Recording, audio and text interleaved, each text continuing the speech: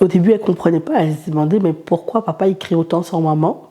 Donc là, on a eu des périodes où, au début de la séparation, elle se cachait, les filles, parce qu'elle disait, mais comme quand il pétait sa coche, là, elle se cachait. Puis quand on a commencé à faire, lui il les prenait le week-end. Donc là, quand justement il pétait sa coche, mais mes filles, elles avançaient, elles disaient, mais papa, viens, on y va, arrête, arrête, arrête, arrête. Puis il y a eu des moments où ça pleurait parce qu'elles disaient, mais on veut que ça s'arrête, là, pourquoi tu cries autant sur maman, là? T'sais, elles en pouvaient plus, mais elles aiment leur papa. Il y a tout le temps un papa poule avec mes filles. Donc du coup, c'est comme elles ne comprenaient pas, genre elles aiment leur papa, elles aiment leur maman, mais là elles voient que la dynamique elle est plus du tout comme ce que c'était avant là.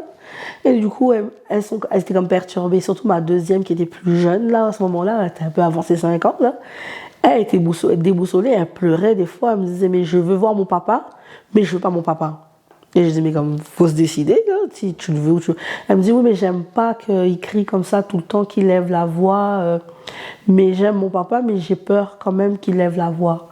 Donc, ça a été tout un travail avec mes filles de leur expliquer, c'est votre papa, oui, vous avez le droit de l'aimer, mais papa et maman, ça va plus du tout.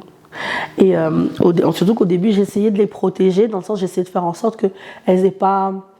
Elle ne voit pas en fait.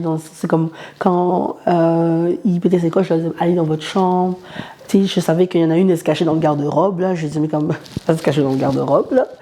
Donc tu sais, j'ai tout fait en tout cas pour qu'au début, elle soit le moins exposée. Mais malheureusement, veut pas, tu sais, quand quelqu'un crie surtout, là, elles sont exposées.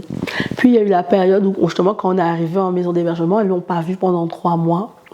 Et là, quand elles ont recommencé à le voir, elles avaient peur que moi je les abandonne parce qu'elles disaient mais comme on aime notre papa, mais on a un peu peur de lui quelque part parce que si on est là aujourd'hui en maison d'hébergement, parce que moi avec mes filles là, je leur ai bien expliqué pourquoi on était là.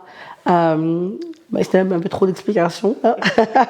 Mais même dit genre pourquoi on est ici, parce que ça va pas avec papa, mais vous avez le droit de continuer à l'aimer, ça change rien. Parce que je veux pas être accusée d'aliénation parentale. Parce que ça aussi, ça c'est le truc facile, là, l'aliénation parentale. Donc du coup, c'est que je voulais pas tomber là-dedans. Donc du coup, j'essayais de tout le temps justifier, même des fois justifier ses actions à lui, alors que c'était pas à moi de le faire. Et donc du coup, quand elles ont recommencé à aller avec lui, donc là, elles avaient l'impression comme si elles devaient choisir. Alors je dis mais non, vous n'avez pas à choisir. Là c'est comme votre papa, il reste votre papa. Même ce qui s'est passé entre lui et moi, c'est quelque chose, ça n'a rien à voir avec vous. Et ça doit pas diminuer votre lien. Quand vous serez plus grande, vous ferez une idée là, de qu'est-ce qui s'est passé, comment il m'a traité. Ça c'est plus tard là. Mais là présentement, entre 8 et 6 ans là, je dis mais comme portez pas trop d'attention à ça, c'est comme allez-y, vivez votre vie d'enfant, parce que ça c'est le plus important. Je veux pas que les enfants soient tellement traumatisés que plus tard, il y a des répercussions. Hein. Donc surtout qu'on sait que les traumatismes chez les enfants entre 0 et 7 ans, ça a une répercussion quand ils sont adultes.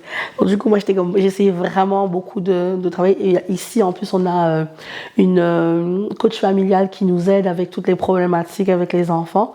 Donc là, j'étais vraiment contente d'avoir ça parce que ça m'a permis d'adresser les problématiques. Je veux savoir comment leur parler aussi adéquatement parce que moi, j'avais tendance, parce que j'étais encore dans le cycle de violence conjugale, de justifier les actions de monsieur, de donner trop d'informations, mais c'était comme trop.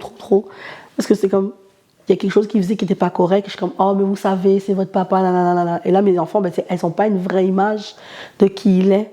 Et ça, c'est pas correct à leur donner, en tout cas, à mon sens aussi. Donc, il a fallu que je fasse du travail sur moi, que je fasse du travail avec elles, pour que, voilà, qu'elles aient comme un portrait de la réalité, de ce qui se passe, mais tout en restant, qu'elles puissent conserver leur cœur d'enfant dans cette histoire, en fait.